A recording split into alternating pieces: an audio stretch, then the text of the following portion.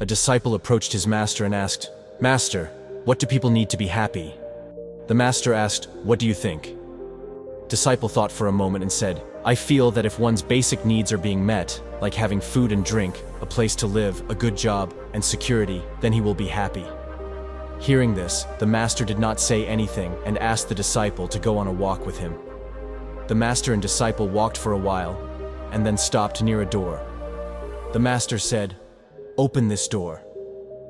Disciple opened the door and saw that there was a chicken coop in front of him. There were a number of chickens, all imprisoned in big cages. Then the master asked his disciple, "Do you see this chicken coop?" "Yes," said disciple. Then the master asked, "Do chickens get food?" "Yes," said disciple.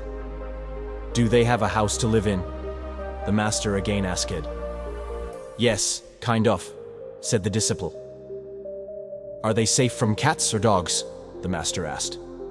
"Yeah, they are," said the disciple. "Do they have eggs?" the master again asked. "Yes, they lay eggs," the disciple replied. "Do you think they are happy?" master again asked. Listening to this, disciple started looking at those chickens closely. He didn't know how to tell if they were happy or not. While the disciple was thinking, the master said, "Come with me." Both again started walking, and after some time stopped near a big field. There were lots of chickens in the field. They were neither imprisoned in any cage, nor was there anyone to feed them. They were themselves searching for food and playing with each other. Master asked, "Do these chickens look happy?" Disciple found this question a bit strange, and he started thinking. The environment here is a bit different. The chickens here are living in a natural way, eating, drinking, and looking healthier. So, in a muffled voice, he replied, "Yeah, perhaps." The master said, "Of course, these chickens are happy." Then the master continued, "Chickens in the coop have all the things you thought were necessary to be happy. Their basic needs like food, drink, and shelter. Everything is there, but are they happy? No, they are not. Whereas chickens roaming in the open have to find their own food, find a place to live, protect themselves, but still, they are still happy. Why?" The disciple couldn't speak. Then in a serious voice, master said, "You see, my child, in our lives we all have to make a choice. Either we can live like chickens in a cage, a life where we will not exist, or we can live like those chickens in fields, who can live a free life by taking risks and exploring infinite possibilities.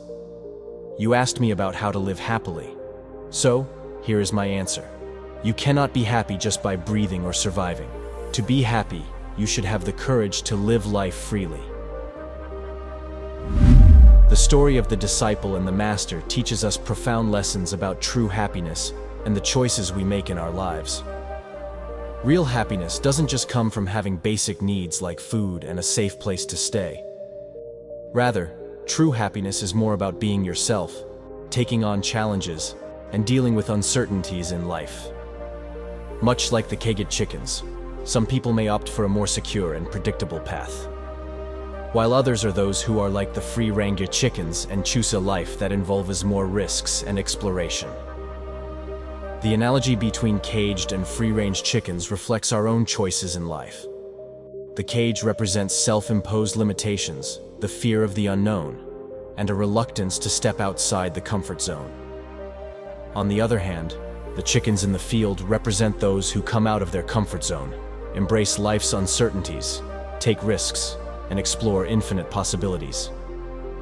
In essence, it encourages us to question whether we are merely existing within the confines of our comfort zones or actively living, with the courage to face challenges, make choices that reflect our true selves, and follow a path that leads to real happiness. It reminds us that true satisfaction doesn't come from the external trappings of security, but from the internal freedom to live a life of purpose and exploration.